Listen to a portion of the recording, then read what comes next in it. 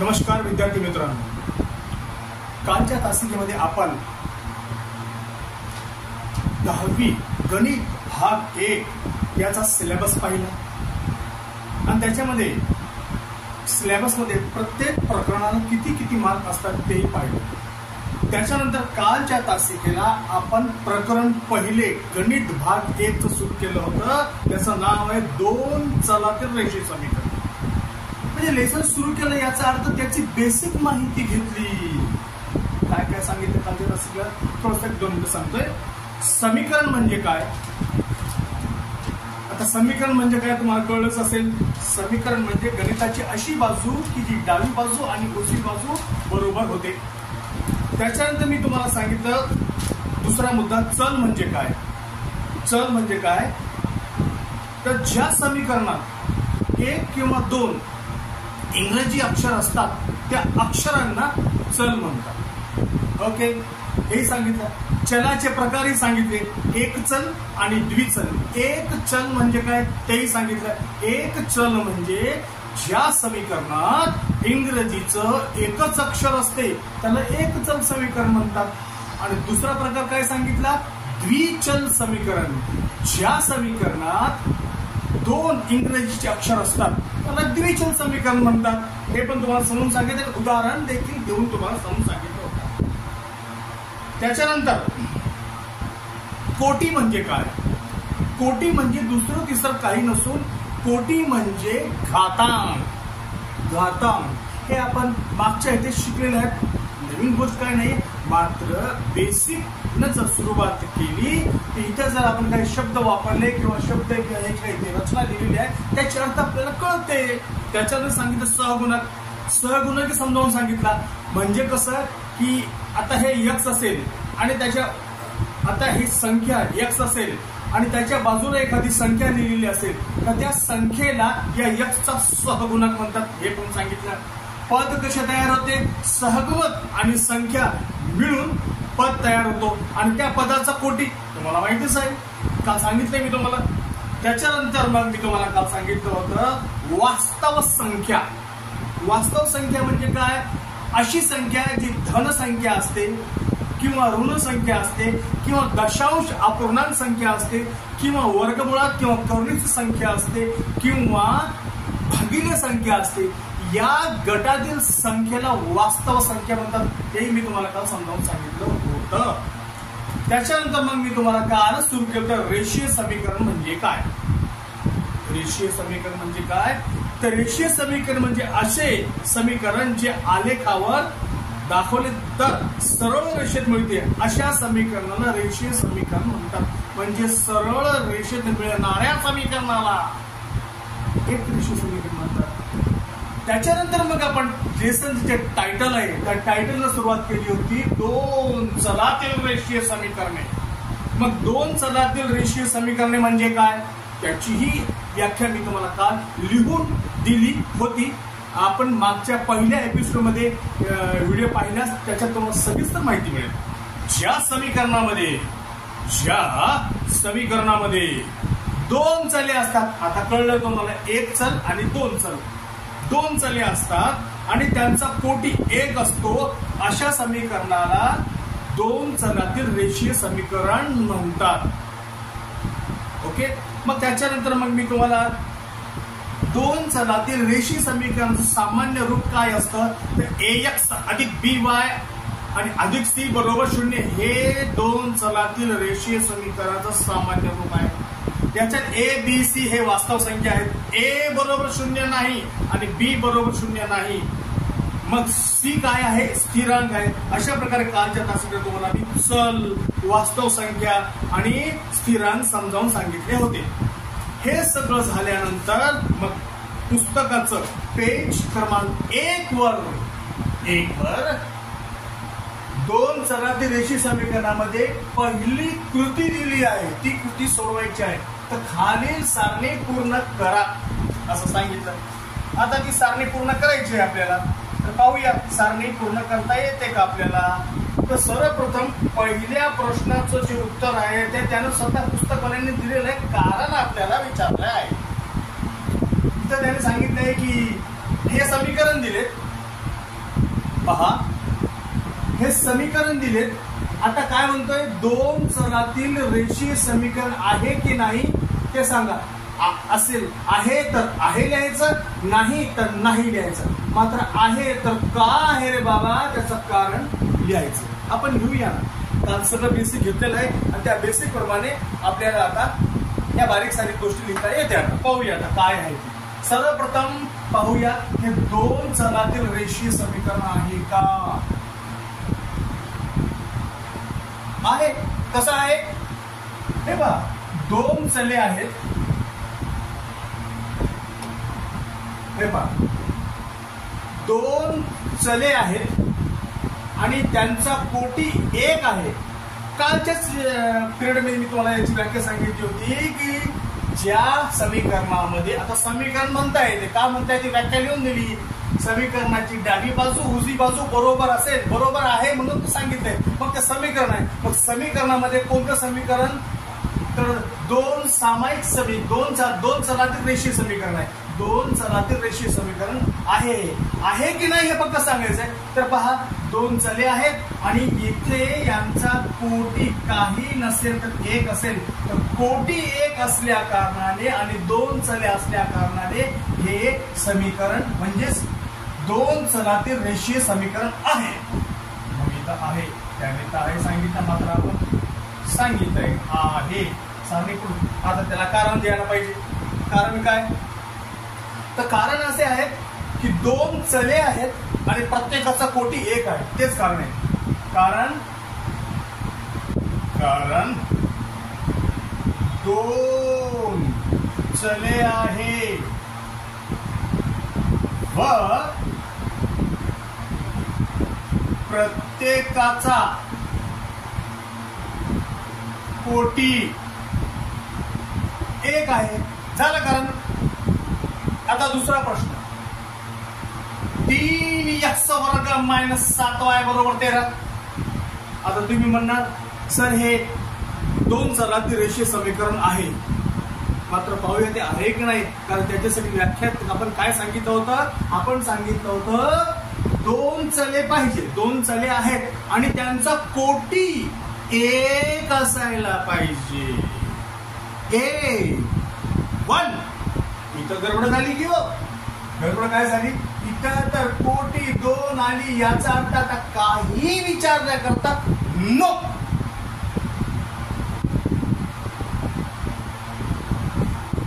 आणि आता त्याला कारण काय द्यायचं, दोन चले ते लिहायची गरज नाही, सरळ लिहा. त्याला कारण त्याचं कोटी समान नाही, म्हणजे शॉर्टकट मध्ये कारण कोटी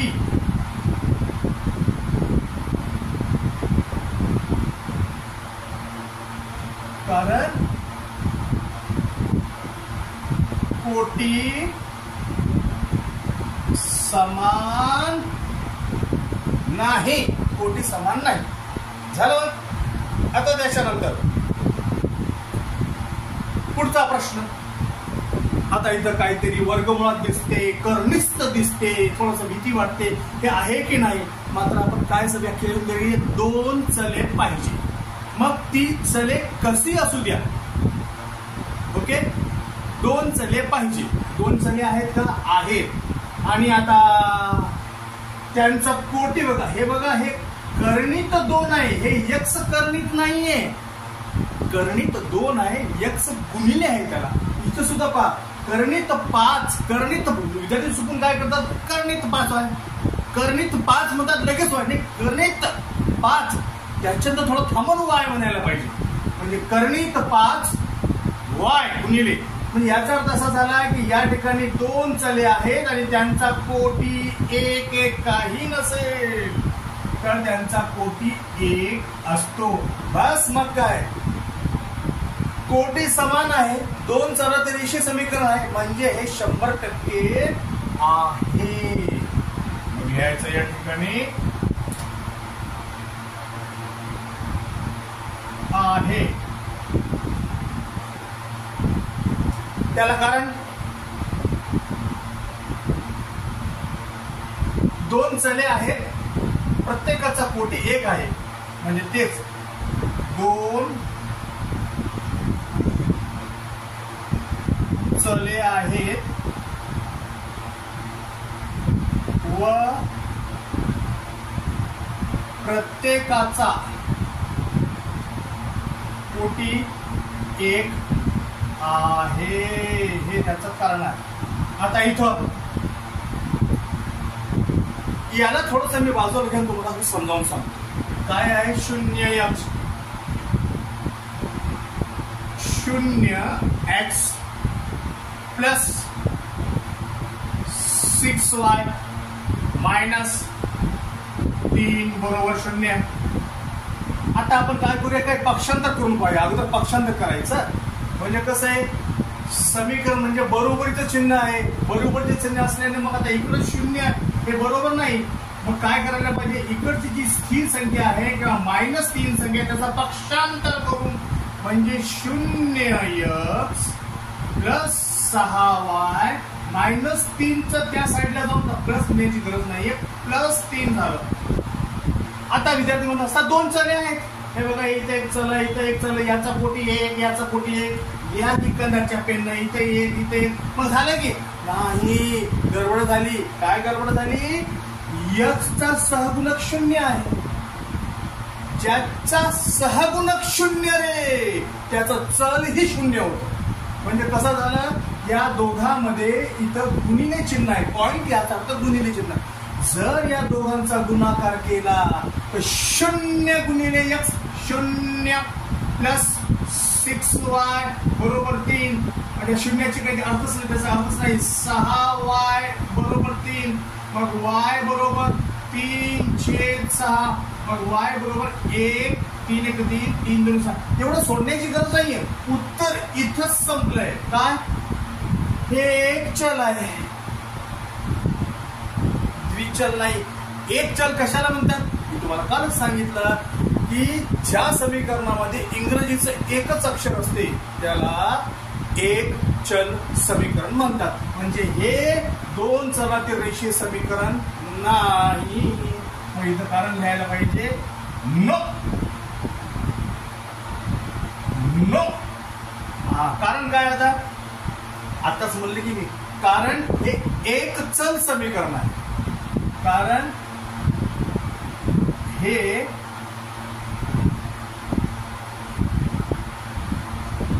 एक चल समीकरण. आता 5,000 बेसिक घेतलं नसतं तर एखाद्या विद्यार्थ्याने मला विचारलंच असतं, सर हे एक चल काय हो.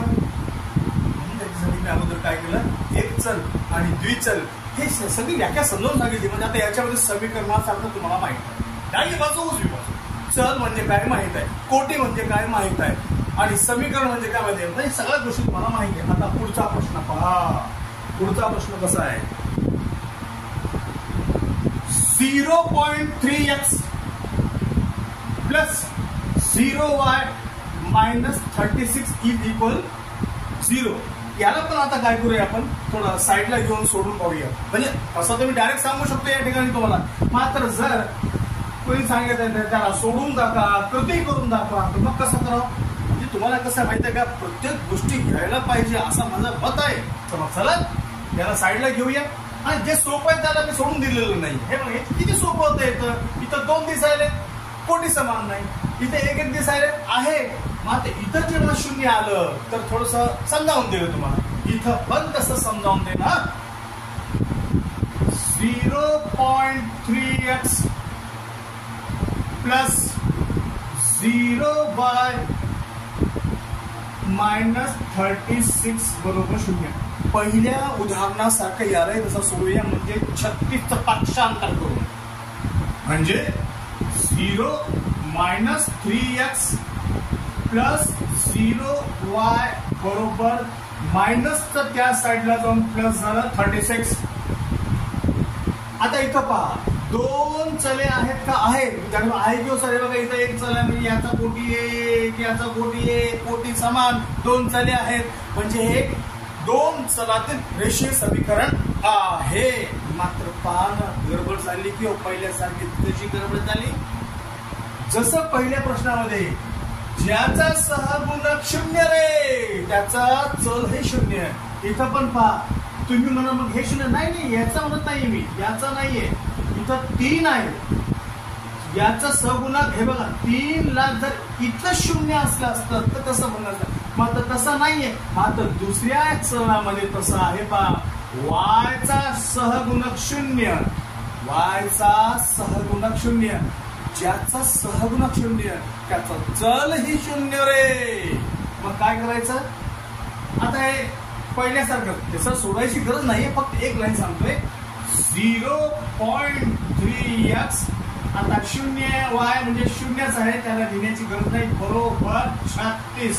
आता याला सोडवायची गरज नाही, आपल्याला सोडवलं असतं. आता काय गरज आहे, इथं तुम्हाला दिसायला एकच चल आहे, एक चल समीकरण आहे, एक चल समीकरण आहे. मग याचं उत्तर पण काय असेल, हे 2 चलातील रेषीय समीकरण नाही.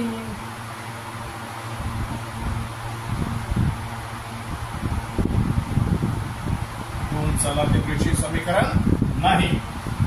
मग याला इथं काय द्यायचं, हेच उत्तर आहे, हे एक चल समीकरण आहे. आता हे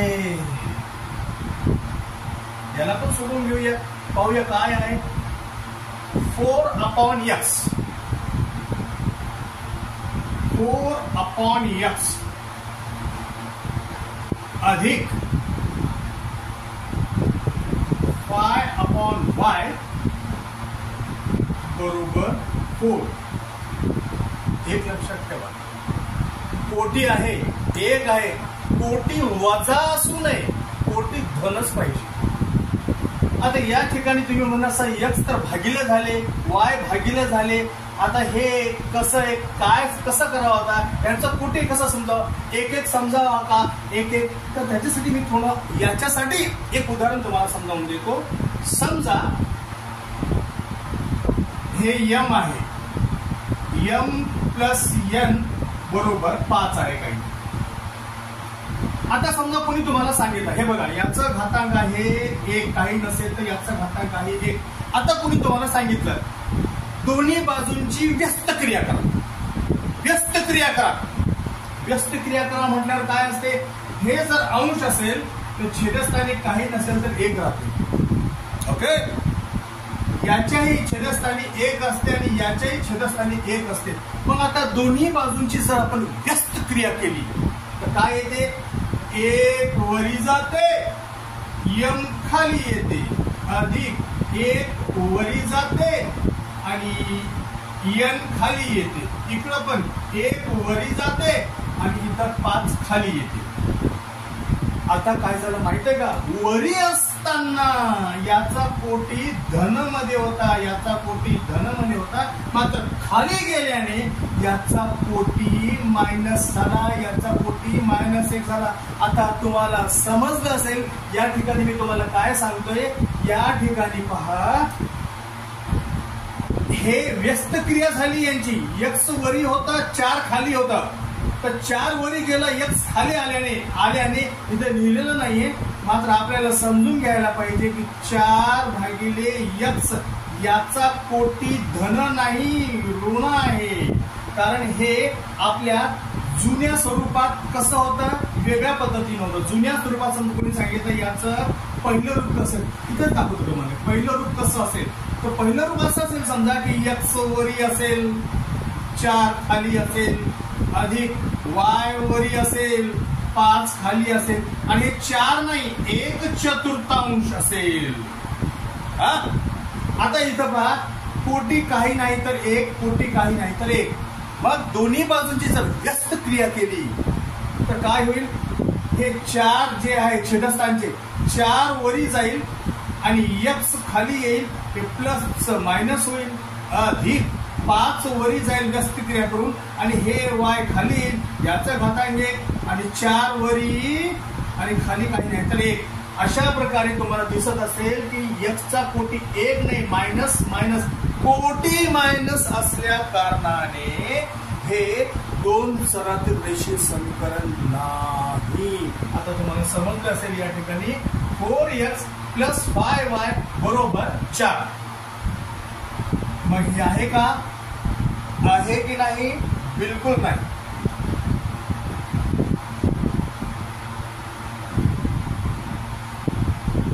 कारण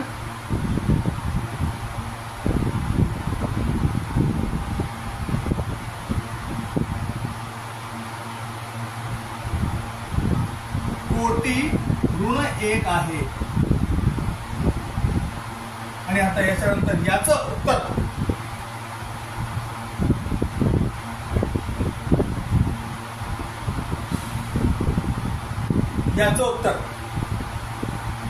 डायरेक्ट सांगू, जसं पुस्तकात आहे तसं ते समजावून सांगायचं. चल समजावून सांग. ओके, पहा 4xy मायनस 5y मायनस 8. याला थोडं साईडला घेऊन त्यालाही समजावून सांगतो, म्हणजे तुमचं पूर्ण समाधान व्हायला पाहिजे.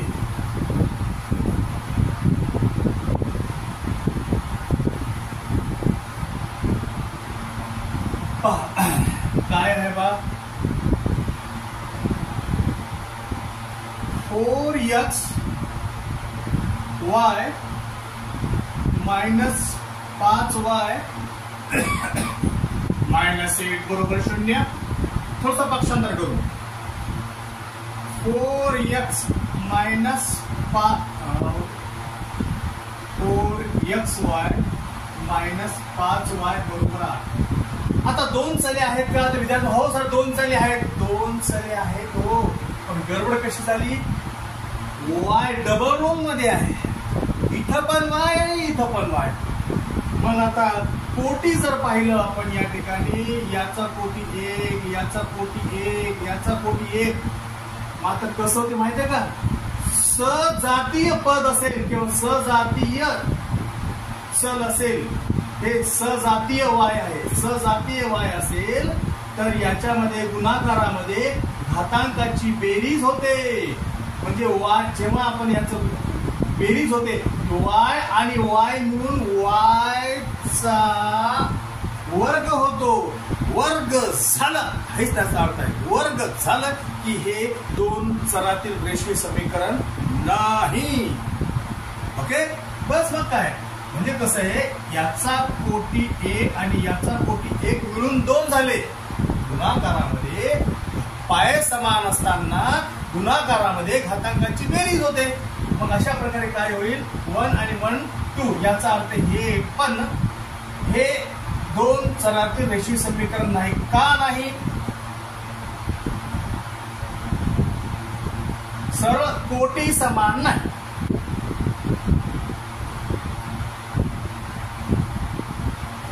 कोटी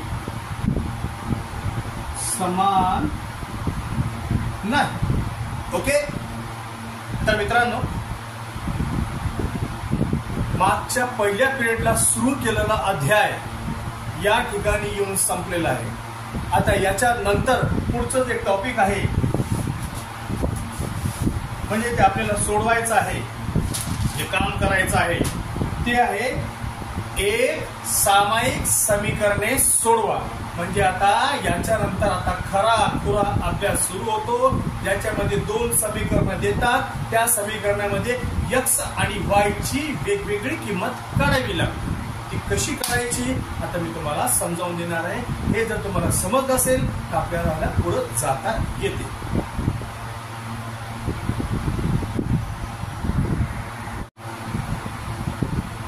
तर विद्यार्थी मित्रांनो, आता पुढचा मुद्दा एक सामायिक समीकरण. एक सामायिक समीकरण कशाला म्हणतात? व्याख्या आहे, जेव्हा 2 चलातील रेषीय समीकरणांचा एकाच वेळी विचार केला जातो तेव्हा त्या समीकरणाला एक सामायिक समीकरण असे म्हणतात. म्हणजे कसं की एकाच वेळी x आणि y ची किंमत काढली जाते, म्हणजे त्याला एक सामायिक समीकरण म्हणायचं. एक सामायिक समीकरण सोडवण्याच्या 2 पद्धती आहेत, म्हणजे 2 रीती आहेत. पहिली रीत कोणती आहे की यामध्ये एका चलाचा लोप करून दुसऱ्या चलाची किंमत काढली जाते, आणि दुसरी रीत अशी आहे की एका चलाची किंमत दुसऱ्या चलामध्ये लिहून काढतात. आता हे कसं करतात हे तुम्हाला आता उदाहरणाच्या सहाय्याने मी समजावून देणार आहे. आता हे उदाहरण आहे बघा. या उदाहरणाला एक रीत आणि दुसऱ्या रीतनं आपण सोडवणार आहोत. तर आता हे सोडवण्यासाठी बोर्डाकडे पहा. आता आपण हे कॅन्सल करूया.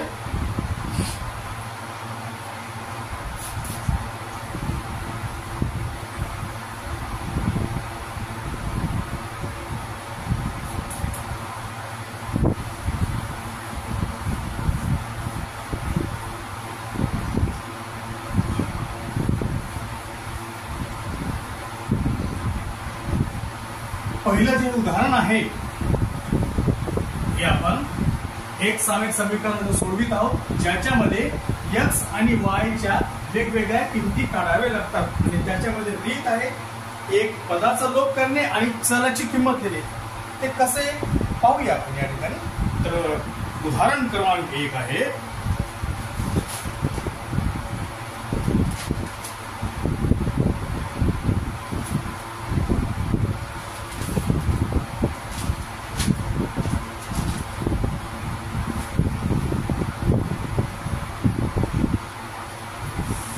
उदाहरण 1 5x माइनस 3y बरोबर 8 कॉमा 3x प्लस y बरोबर 2. ओके. आता आपण याला रीत क्रमांक 1 प्रमाणे सोडू. रीत 1 मध्ये काय लिहून दिलं होती व्याख्या तुम्हाला मी? एका चलाचा लोप करून. एका चलाचा लोप करणे म्हणजे निरसन करणे. एक्स किंवा वाय या पदापैकी कुठल्या तरी एका पदाचा लोप करून उत्तर काढणे आहे. पाहूया. तर रीत क्रमांक 1 मध्ये आपण विधान नंबर 1 घेणार आहोत. हे जशाला तसं लिहायचं, फक्त त्याच्या समोर त्यांना नावं द्यायची. म्हणजे कसं 5x वजा 3y बरोबर 8 याला रोमन आकड्यामध्ये आपण 1 नंबर समीकरण नाव देऊ. हे खाली घेऊ. 3x अधिक y बरोबर 2 रोमन आकड्यात याला आपण 2 नंबरचं नाव देऊ.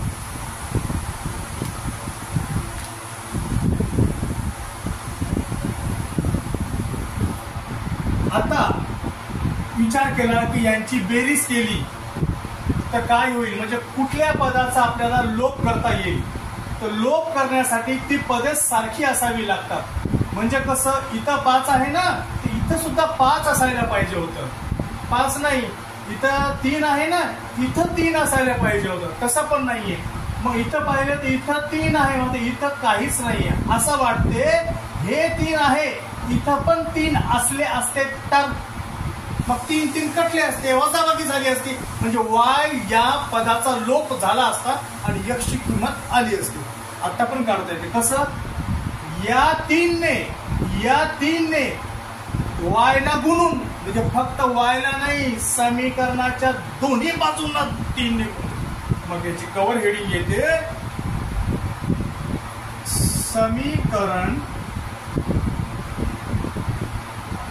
समीकरण 2 ला दोन्ही बाजूंना 3 ने गुणून. पहिलं समीकरण जशाला तसं लिहा. 5x वजा 3y बरोबर 8 याला 1 नंबर तर 1च नंबर. मात्र आता 3 ने समीकरणाच्या या बाजूंना दोन्ही बाजूंना गुणायचंय. मग 3 त्रिक 9x. मग 3 इथं काही नाही, 1 आहे. 3 1 हा तिथं धनचिन्ह 3 1 3y आणि 3 2 6. अशा प्रकारे याला आपण नाव दिले 2 नंबर.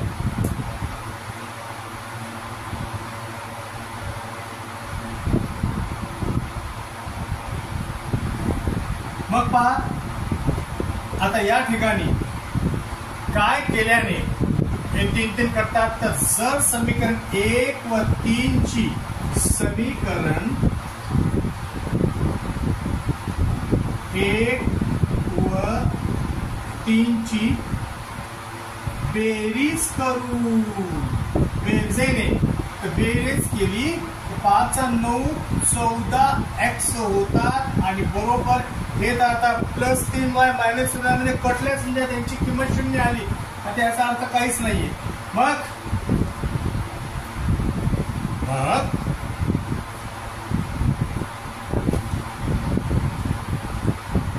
8 आणि 6 14. मग आता काय 14 इथं गुणिले आहे, गुणिले उलट इकडे भागिले होईल म्हणजे x बरोबर 14 भागिले 14. 14 कटले म्हणजे x बरोबर 1 ही किंमत आली. म्हणजे x या चलाची आणि y या पदाचा लोप करून x ची किंमत आपण आणली आहे आणि ती किंमत आहे पहा इकडे लिहितोय x बरोबर x बरोबर 1 ही किंमत आली आहे. x बरोबर 1 ही किंमत आली आहे. याला आपण 4 नंबरचं विधान बोलूया. असू द्या. आता काय करायचंय दुसरी स्टेप सेकंड स्टेपला आता x चं उत्तर आले y चं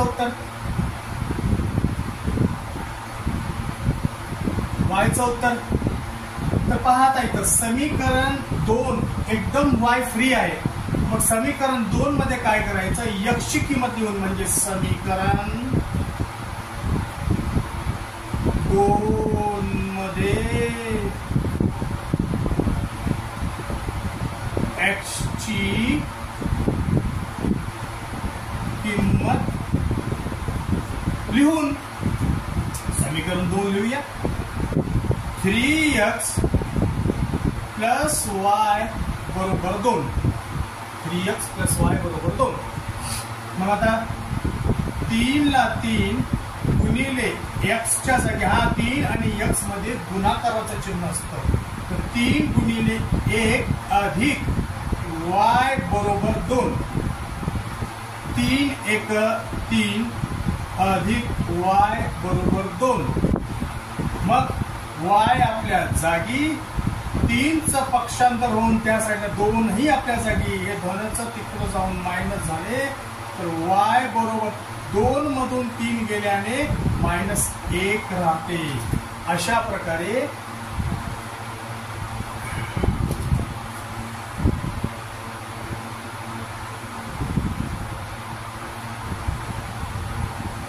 y बरोबर -1 उत्तर आलं.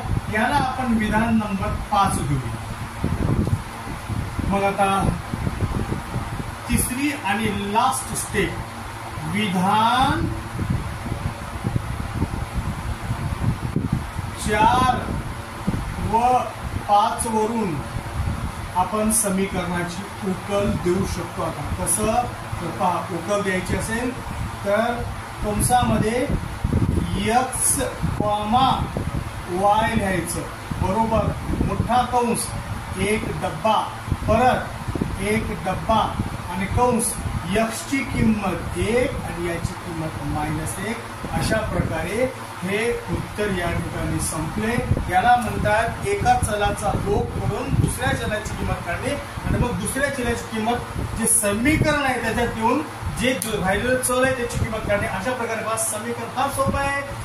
हे जशाला तसं लिहिलं विचार केला व्हायचा 3 ने समीकरणाच्या दोन्ही बाजूने गुणून तो गुणाकार केला. गुणाकार केल्यानंतर मग काय झालं हे 3 त्रिक 9x 3 1 3 3 2 6 हे 2 होते 7 कशाने धन ऋण कटले 14x बरोबर 14 गुणिले उलट भागिले 14 1 14 1 x बरोबर 1 आलेला आहे. समीकरण 2 मध्ये x ची किंमत लिहून समीकरण 2 मध्ये x ची किंमत लिहून x ची किंमत 1 3 आणि 1 लिहिली 3 1 3 अधिक y ला y 2 ला 2 2 वजा 3 झाले -1 आलं. मग समीकरण विधान 4 व 5 वरून समीकरणाची उकल आलेली आहे. x म्हणजे कंसामध्ये मोठ्या कंसामध्ये x, y आणि मोठ्या कंसामध्ये डब्यामध्ये ब्रॅकेटमध्ये 1 आणि -1 लिहून झालेलं आहे. ही झाली रीत नंबर 1. आता आपण पाहणार आहोत याच प्रश्नाला दुसऱ्या रीतीने सोडवू.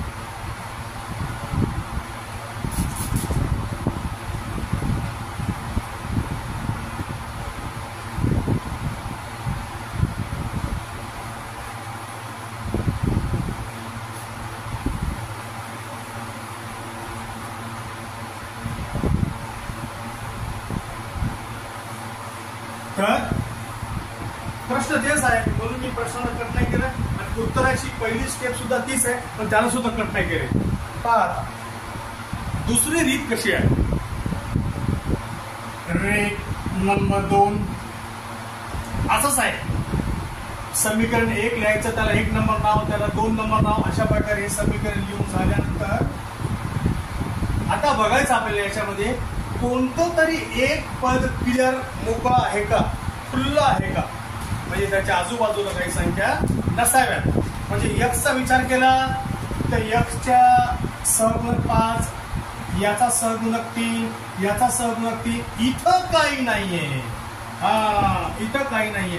याचा अर्थ असा झाला की आपल्याला आता सांगितलं तुम्हाला इथं लोप करता येत नाही, चलाची किंमत काढावी लागते. तर या सर्व चलामध्ये एकटं y मोकळं दिसायले, मग y ची किंमत काढून मग समीकरण 2 चा विचार करून मग समीकरण, तर कव्हर हेडिंग येईल समीकरण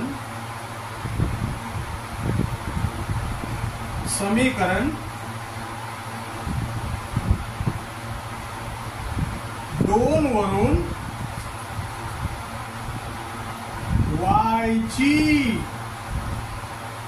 किंमत काढून. चला मग समीकरण 2च लिहा. 3x प्लस y बरोबर 2. y ची किंमत काढायची आहे, y ला आपल्या जागीच ठेवा. 2 ला 2. या 3x चं पक्षांतर करा. 3x चं पक्षांतर झाल्याने -3x येते. मायनस कसं झालं, हे इथं 3x प्लस मध्ये होतं, त्याचं पक्षांतर झाल्याने धनचं ऋण झालं. अशा प्रकारे या ठिकाणी y या चलाची किंमत आलेली आहे. किंमत आपण काढली आहे की 2 - 3x. 2 - 3x. मग आता काय करायचं, दुसऱ्या स्टेपला ही आलेली किंमत समीकरण 1 मध्ये ठेवू. म्हणजे y बरोबर 2 - 3x ही किंमत समीकरण 1 मध्ये ठेवू. 1 लिहायचं. 5x वजा 3y बरोबर 8. y ची किंमत आहे म्हणजे 5x ला 5 जशाला तसं, -3 ला 3. y ची किंमत जरा ज्यादा आहे, 2 - 3x आहे म्हणजे 2 पदे आहेत. याचा अर्थ असा की याला आपल्याला कंसामध्ये घ्यावे लागेल. 2 वजा 3x बरोबर 8. याला सोडूया आपण. 5x ला 5x ऋण धन ऋण 3 दोन्ही 6 ऋण ऋण धन 3 त्रिक 9x बरोबर 8. सजातीमध्ये एकत्र करून आणि विजातीमध्ये जे आहे त्याचं पक्षांतर करून म्हणजे 5x अधिक 9x. 5x अधिक 9x बरोबर 8.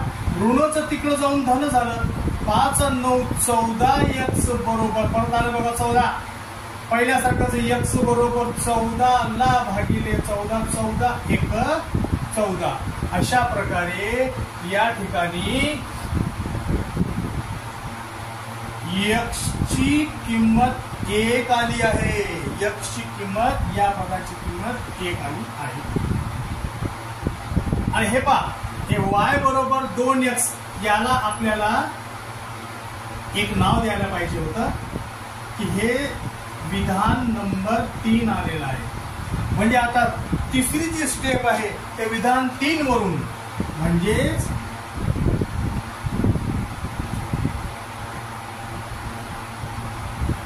इथं लिहूया.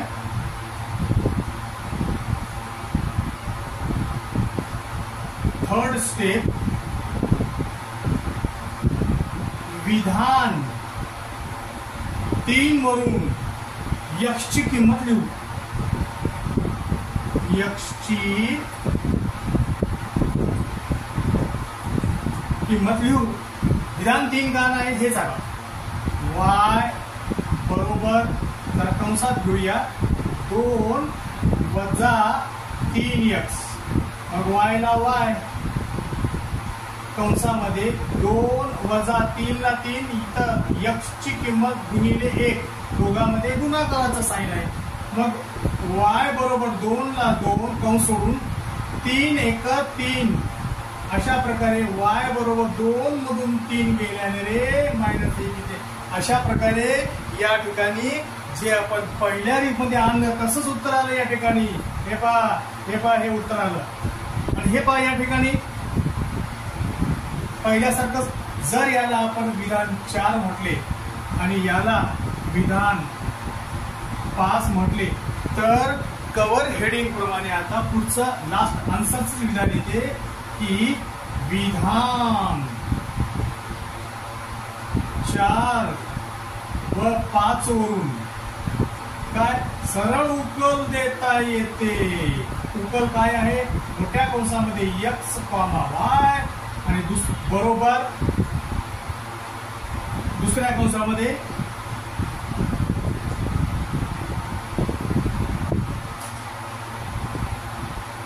एक डब्बा, दुसरा डब्बा ब्रॅकेट बंद, 1 - 1. अशा प्रकारे हे उत्तर संपलं आहे या ठिकाणी. तर विद्यार्थी मित्रांनो, मी तुम्हाला एक सामायिक समीकरण सोडवण्याच्या 2 पद्धती सांगितल्या आणि त्या दोन्ही पद्धतीने तुम्हाला उदाहरण सोडवून दाखवलेलं आहे. आता आजच्या क्लासमध्ये हा भाग पूर्ण झालेला आहे.